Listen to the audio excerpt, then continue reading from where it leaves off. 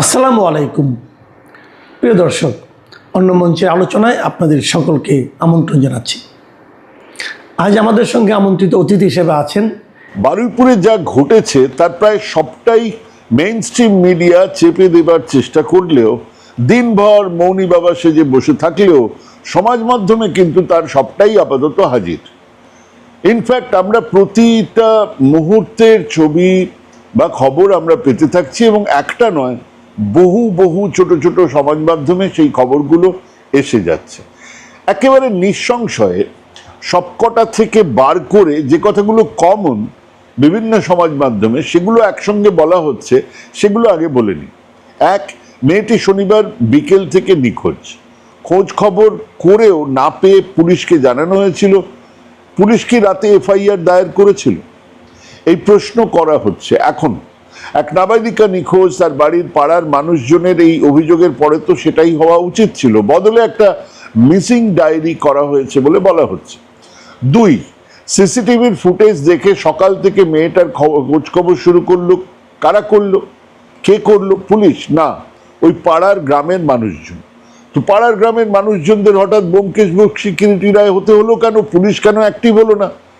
আত্মীয় স্বজনেরা নিজেদের উদ্যোগে সিসিটিভির ফুটেজ বার করে খোঁজ খবর কেন নেওয়া শুরু করলো? কেন পুলিশ সেই কাজ করলো না? তিন, সেই সিসিটিভির লিড থেকে স্থানীয় মানুষজন মেয়েটার মৃতদেহ পাচ্ছে একটা পুকুরের ধারে অগভীর জলে। সেই উদ্ধারের সময় থানার কোনো পুলিশ ছিল না।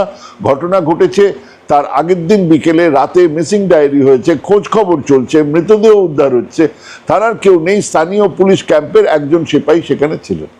তার সামনেই একজন সন্দেহভাজনকে গণধোলাই দেওয়া শুরু হয়ে যাচ্ছে, সেটাও আমরা দেখতে পাচ্ছি।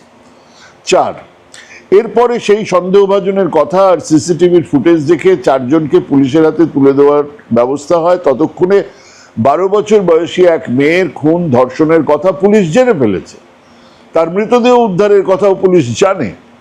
5, এরপর একটা অভিযোগ, কিন্তু সে অভিযোগের ভিত্তি বহু জায়গায় বহু মানুষ বলছেন স্থানীয় একজন বিজেপি নেতা, ইনি হঠাৎ করে বিজেপি না আদি বিজেপি তা জানা নেই, কিন্তু ইনি থানায় গিয়ে ওই চারজনকে ছাড়িয়ে আনেন।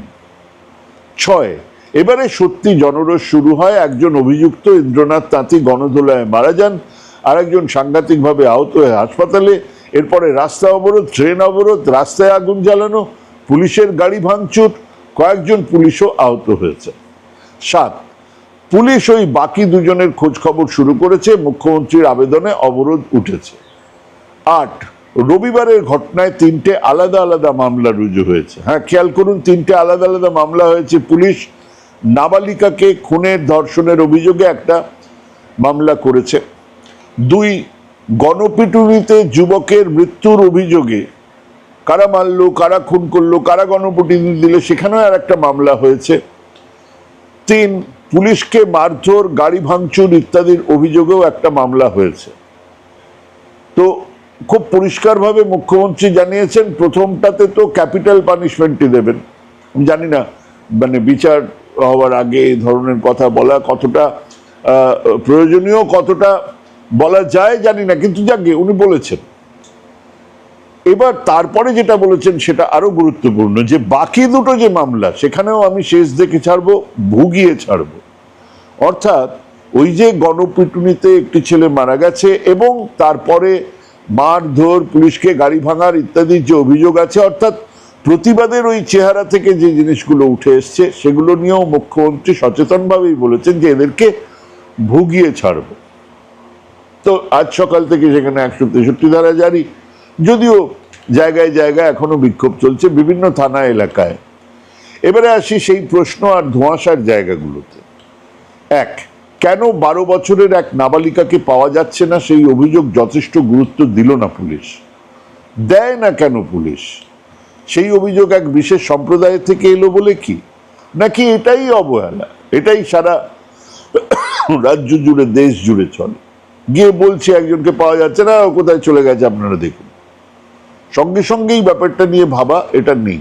2, কেন সকালে সিসিটিভির ফুটেজ দেখে মৃতদেহ উদ্ধারের সময় থানার পুলিশ হাজির থাকলো না? যদি হাজির থাকতো তাহলে ওই মৃতদেহ হ্যান্ডেল করা, অর্থাৎ সেই মৃতদেহের সঙ্গে তো অনেক প্রমাণ আছে, সেগুলোকে হ্যান্ডেল করা। ওখানে একজনকে ধরা হয়েছে, তাকে গণধোলাইয়ের সামনে না ছেড়ে দিয়ে তাকে গ্রেপ্তার করা, এটা একটা দরকার ছিল। 3, সত্যিই কি 4 জন অভিযুক্তকে থানায় হাজির করেছিল স্থানীয় মানুষেরা? 4, সত্যিই কি কোনো স্থানীয় বিজেপি নেতার চাপে তাদের ছেড়ে দেওয়া হয়েছে? 5, সেই বিজেপি নেতা কি থানায় এসেছিলেন? এসে থাকলে সেই সিসিটিভি ফুটেজ কি আছে? সেই 4 জনকে থানায় দেবার ফুটেজ কি আছে? সেই 4 জনের থানা থেকে বেরিয়ে যাবার ফুটেজ কি আছে? না, থানা থেকে সেগুলো এখনো পর্যন্ত জানানো হয়নি। কারণ একটা থানায় সিসিটিভি থাকবেই, 4 জনকে যদি মানুষ তুলে দেয় সেই ফুটেজও থাকবে, সেই 4 জন থানা থেকে বেরিয়ে যাচ্ছে সেই ফুটেজও থাকবে। যদি না বেরিয়ে যায় তাহলে এই অভিযোগটা বাজে অভিযোগ, যে পুলিশকে হাতে তুলে দেওয়া হয়েছিল, পুলিশ তাদেরকে ছেড়ে দিয়েছে। আবার যদি বেরিয়ে যায় তাহলে পুলিশের দিকে এই সমস্ত আঙুলটা গিয়ে দাঁড়াবে যে আপনাদের কাছে ধরে দিল পাবলিক, অথচ আপনারা ছেড়ে দিলেন কেন? 6, প্রশাসন কি ওখানে জনরোষের নতুন কোনো আশঙ্কার কারণ খুঁজে পেয়েছেন? কেন মুখ্যমন্ত্রী ধর্ষিতা মৃতার বাড়িতে না গিয়ে কন্যার মৃত্যুর 2 দিনের মাথায় ভবানী ভবনে তার বাবাকে ডেকে পাঠালেন? কেনই বা বিরোধী দলনেত্রীর বাড়িতে সামনে সেদিন মাঝরাত পর্যন্ত বিরাট পুলিশি পাহারা বসানো হলো? এটা ঘটনা যে আজকে কিন্তু সেখানে বিরোধী দলের সবাই গেছেন, তৃণমূল এবং সিপিএম দলের লোকজন গেছেন, শোনা যাচ্ছে আইএসএফ এর নেতারা ওখানে যাবেন। কলকাতায় বিরোধী দলনেত্রী মমতা বন্দ্যোপাধ্যায় তিনিও মিছিল করেছেন। এসব হচ্ছে, কিন্তু এই যে প্রশ্নগুলো তার জবাব কিন্তু আমার কাছে এখনো নেই, মানুষ এই জবাব চাইছে।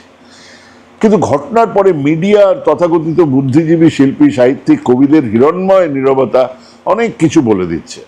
মাত্র কদিন আগে এই পরিবর্তনের দিলখুশ সেই তারা রাজ্যের 7 নম্বর ধর্ষণের খুনের পরেও একেবারে চুপ করে বসে আছেন।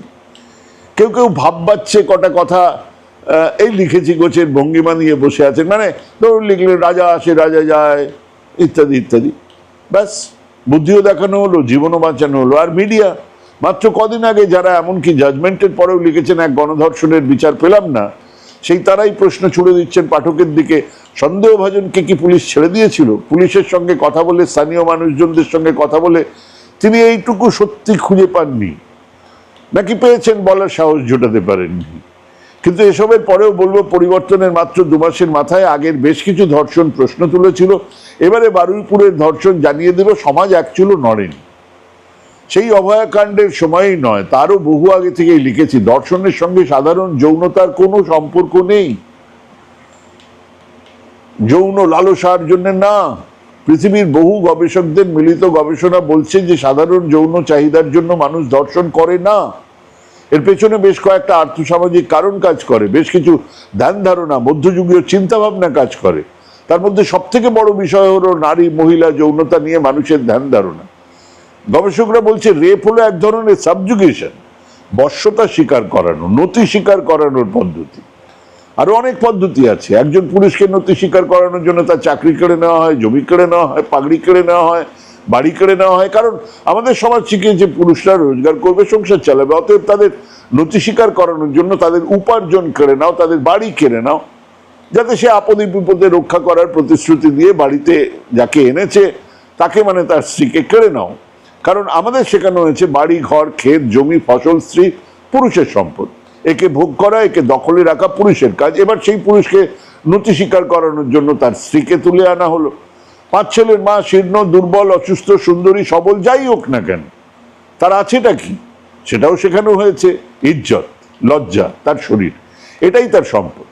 তার মেধা নয়, তার বুদ্ধি নয়, তার ইজ্জতই যখন সম্পদ, তাহলে তাকে নতি স্বীকার করাতে তার ইজ্জতটা কেড়ে নাও।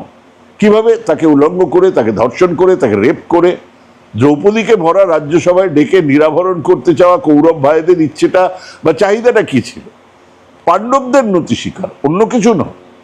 তার মানে ধর্ষণের প্রথম কারণ হলো সমাজে নারীর অবস্থান। সে যতদিন পুরুষের একান্ত নিজের সম্পদ হিসেবে চিহ্নিত হবে, তার নিজের সম্পদ, তার মেধা নয়, বুদ্ধি নয়, তার ব্যাংক অ্যাকাউন্ট নয়, যতদিন তার একমাত্র সম্পদ হয়ে থাকবে তার ইজ্জত, লজ্জা, ততদিন তা কেড়ে নেবার চেষ্টা হবে, তা কেড়ে তার পুরুষকে নতি স্বীকার করানোর চেষ্টা করা হবে।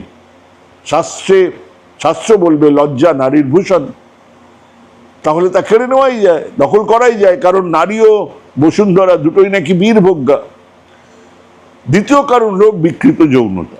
যৌনতার সম্পর্ক অস্বচ্ছ, বিকৃত, ভুল ধারণা আছে, তা মূলত শিক্ষার অভাব থেকেই তৈরি হয়, এবং শিশু ধর্ষণ, নাবালিকা ধর্ষণ এই কারণেই হয়। দেশে শিক্ষার অভাব নিয়ে নতুন কিছু বলার নেই। তৃতীয় কারণ হলো আর্থিকের সামাজিক অসাম্য, এবং সেখান থেকে একটা অদ্ভুত মানসিক গঠন। মুম্বাইয়ের একটা ঘটনায় আমরা দেখেছিলাম যে এক তরুণী যে একলা ফ্ল্যাটে থাকতো, চাকরি করতো, আইটি সেক্টরে উঁচু পোস্টে কাজ করতো, সে এক অটোরিক্সাওয়ালাকে মাঝে মধ্যেই তার ঘরে ডাকতো, এটা সেটা রান্না করে খাওয়াতো। ছেলেটা তার বিভিন্ন ফাইফরমাস খাটতো, তাকে দিয়ে কখনো বিয়ার আনিয়েছে, কখনো খাবার আনিয়েছে। ছেলেটাকে সে স্নেহ করতো, ছেলেটা সেই সম্পর্ককে হঠাৎ ভালোবাসা মনে করে, প্রেম মনে করে। একদিন সন্ধ্যে সেরকম এক খাওয়া দাওয়ার আয়োজন করেছিল, সেখানে ছেলে তার ঘনিষ্ঠ হওয়ার চেষ্টা করে, মেয়েটা বাধা দেয়, ছেলেটা তাকে রেপ করে, খুন করে, তারপর থানায় গিয়ে বলে সে তার গার্লফ্রেন্ডকে খুন করেছে। সামাজিক আর্থিক অসাম্য তার মানসিক গঠনকে ম্যাচিওর করেনি, স্বাভাবিক সম্পর্ককে বুঝতে শেখায়নি, মহিলাদের পোশাক আশাক, মহিলাদের সঙ্গকে বুঝতে শেখায়নি। সে তার মতন করে বুঝে নিয়েছে পরিণতি ধর্ষণের, খুন। মূলত এই তিনটে কারণকে ঘিরে আমাদের দেশের ধর্ষণের এই বাড়বাড়ন্ত। একে ওই সকালবেলায় ধরলাম, রাত্রিবেলায় খরচ করে দিলাম দিয়ে কিচ্ছু হবে না। একজন ধর্ষক মারা যাবে, এর বেশি কিছু হবে না। তার কারণ মূল বীজটা আমাদের সমাজের মধ্যে আছে। তার মধ্যে প্রবলতম কারণ হলো গিয়ে ওই সাবজুগেশন, নতি স্বীকার করানো। সেই কারণে উচ্চ বর্ণের পুরুষ দল বেঁধে নিম্ন বর্ণের মহিলাদের ধর্ষণ করে, ভয় দেখায়। আসলে সে নিম্ন বর্ণের মানুষের কাছ থেকে এক ধরনের বশ্যতা চায়, তাকে নিচে রাখতে চায়। আর তার জন্যই ঠিক এই সময়ে যে মধ্যযুগীয় দর্শন নিয়ে হাজির হয়েছে আরএসএস বিজেপি, তা ধর্ষণের ঘটনাকে আরো বাড়াতে সাহায্য করছে। নারীদের সম্পর্কে তাদের মধ্যযুগীয় ধারণা নারীদের অবস্থানকে আরো নিচে নামিয়ে আসছে। উত্তরপ্রদেশের মুখ্যমন্ত্রী আদিত্যনাথ যোগী মনে করেন, woman not capable of being left free or independent, their energy should be regulated lest it become worthless and destructive. পরিষ্কার বাংলা হলো, মহিলাদের স্বাধীনভাবে কাজ করতে দেওয়াই যায় না, তাদের সেই সক্ষমতা নেই। তাদের শক্তির উপরে নিয়ন্ত্রণ থাকা উচিত, তার না থাকলে তা মূল্যহীন এবং ধ্বংসাত্মক হয়ে উঠবে। বুঝুন, আরো আছে। হরিয়ানার বিজেপি সহসভাপতি রামধীর ভাট্টি 2017 সালে আগস্ট মাসে একটা ঘটনা নিয়ে বলতে গিয়ে বলছেন, মেয়েটা 12টার পরে বাইরে থাকার কি দরকার ছিল, অত রাতে সে গাড়ি চালাচ্ছিল কেন? আমাদের এখানেও বলেছে। এবং এটাকে বিজেপি বলছে এমন না, বিজেপি বলছে, কংগ্রেস বলছে, তৃণমূল বলছে, সিপিএম বলছে, যে কোনো রাজনৈতিক নেতা। কংগ্রেসের নেতা অক্টোবর 2015-তে কর্ণাটকের হোম মিনিস্টার কে জর্জ, তিনি বলেছিলেন দুজনে মিলে এক 22 বছরের মহিলাকে রেপের ঘটনা নিয়ে হয়েছিল। সেখানে বলছেন একে গ্যাংরেপ বলা যায় না, 3-4 বেশি থাকলে তবে সেটাকে গ্যাংরেপ বলা যায়। মানে তার ধারণা এই ধরনের যে কথাবার্তা, এই ধরনের যে ধারণা, এটা আমাদের সমাজের মধ্যে এসে গেছে। ধরুন মোহন ভাগবত, আরএসএস এর প্রধান, তিনি বলছেন ধর্ষণ ইন্ডিয়াতে হয়, ভারতে হয় না। খুব পরিষ্কার ইঙ্গিত, ইন্ডিয়াতে হয়, ভারতে হয় না। ভারতে যারা সংস্কারী মহিলা, যারা ঘোমটা পরে থাকেন, যারা রান্না বান্না করেন, বাচ্চাদের দেখাশোনা করেন, প্রতিসেবা করেন, পুজো করতে যান, তাদেরকেও ধর্ষণ করে না। এটা ছিল তার ইঙ্গিত।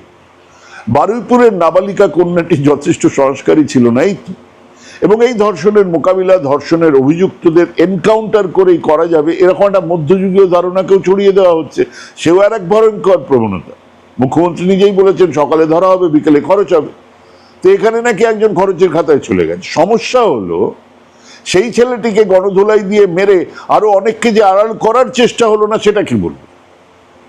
যারা দাবি করেন সঞ্জয় রায় তো আসল দোষী নয়, আসল দোষীকে আড়াল করার জন্যই তো ওকে সামনে রাখা হয়েছে, ধরুন সেই কথাটা যদি সত্যিও মেনে নিই, তাহলেও আসল লোকগুলোকে ধরার জন্য তো সঞ্জয় রায়কে বাঁচিয়ে রাখাটা জরুরি। কিন্তু যদি প্রথম দিনে একে ধরে এনকাউন্টার করে দেওয়া হতো, মানে খরচ করে ফেলা হতো, তাহলে কি হতো? এটা পদ্ধতি নয়। আর আমাদের মতো এক সমাজে এই পদ্ধতি আরো ভয়ঙ্কর, মানে আসল দোষীকে আড়াল করার জন্য এই এনকাউন্টারকে কাজে লাগানো হতে পারে। এমন হতেই পারে যে আরো অনেক অনেক বড় বড় মাথাগুলোকে বাঁচানোর জন্য একজনকে গণধোলায় মরে যেতে দেওয়া হলো, একটাকে পালিয়ে যাচ্ছে বলে এনকাউন্টার করা হবে, আর আসল রাঘব বোয়ালরা আড়ালেই থেকে যাবে। সেই জন্যই দরকার এক স্বচ্ছ প্রশাসন, অন্তত পক্ষে হিনিয়াস ক্রাইম, এক জঘন্য অপরাধগুলোকে নিয়ে রাজনীতি না করে তার সঙ্গে জড়িত লোকজনদের শাস্তির ব্যবস্থা করা। কিন্তু সেসব হবে কি যদি দেশের স্বরাষ্ট্রমন্ত্রী থেকে রাজ্যের মুখ্যমন্ত্রীরা অনায়াসেই বলে দিতে পারেন কোর্টের দরকারই নেই। এই কথা অভিষেক বন্দ্যোপাধ্যায় সেই অভয়ের সময় বলেছিলেন, এগুলি করে মেরে দেওয়া উচিত। কেন, কিভাবে? সকালে ধরে বিকেলে খরচা করে দেব, বলতেই পারেন পুলিশ কো ম্যানে বল দিয়া ঠোক দো। তাহলে সেই বিচার বহির্ভূত ব্যবস্থা রাষ্ট্র আর সমাজের পক্ষে চরম অমঙ্গলজনক হয়ে উঠবে, তা নিয়ে কোনো সন্দেহ থাকার কথা নয়। সরকার একে একে তাকে দিয়ে ধর্ষণ করায় না, এটা সরকার কোনো সরকারই করে না। কিন্তু সরকার চাইলেই কিছু কাজ তো করতে পারে যাতে করে এই ধর্ষণের মতো এক অপরাধের হার কমে। এক, প্রশাসনিক স্বচ্ছতা, এই ধরনের অভিযোগ এলে তাকে সিরিয়াসলি নেওয়া। দুই, তদন্তের নিরপেক্ষতা বজায় রাখা। তিন, তদন্ত শেষ করে এক দৃষ্টান্তমূলক শাস্তির ব্যবস্থা, আর সেটা একটা নির্দিষ্ট সময়সীমার মধ্যে শেষ কর, যা আমরা 60 দিনের মধ্যে এই ধরনের মামলা আমরা শেষ করব। চার, রাজনৈতিক নাক গলানোকে শুরু থেকে একেবারে বন্ধ করে দেওয়া, যে এই ব্যাপারে না রাজনৈতিক কোনো নাক গলানো যাবে না। কোন ব্যাপারে যাবে আমি জানি না, কিন্তু অন্তত এই হিনিয়াস ক্রাইমগুলোতে আপনারা নাক গলাবেন না। পাঁচ, সমস্ত রাজনৈতিক দল দেশ, রাজ্য, সমাজে নারীদের ওপর অত্যাচার, শোষণ, ধর্ষণ ইত্যাদির বিরুদ্ধে একটা লাগাতার প্রচার একেবারে প্রাথমিক শিক্ষা স্তর থেকে চালু করা উচিত। ছয়, কেবল ধর্ষণের ঘটনা নয়, এই সংক্রান্ত হুমকি, এই সংক্রান্ত সমাজ মাধ্যমে লেখা কটূক্তি একই অপরাধের পর্যায়ে ফেলে তারও বিচার করা উচিত। সমাজ মাধ্যমে যে লিখছে আমি তোমাকে বলছে যে আমি রেপ করে দেব, যে বলছে যে লিখছে এই কথাটা, তাকে ওই একই অপরাধের পর্যায়ে ফেলে তারও বিচার করা উচিত। একটা আরজিকর, একটা বারুইপুর, একটা কামদুনি এই সমস্যার পুরো চেহারাটা নয়, সেই চেহারা প্রতিদিন এক বিরাট সংখ্যক মানুষের গালিগালাজ, আচরণের আবহে গড়ে ওঠা ধর্ষণের একটা দর্শন। তাকে সকালে ধরে বিকেলে খরচ করাটা সম্ভব না। একটু ভাবুন, ভাবতে থাকুন, ভাবা প্র্যাকটিস করুন। ভালো থাকবেন, সুস্থ থাকবেন। আজকে এখানে শেষ করছি। নমস্কার।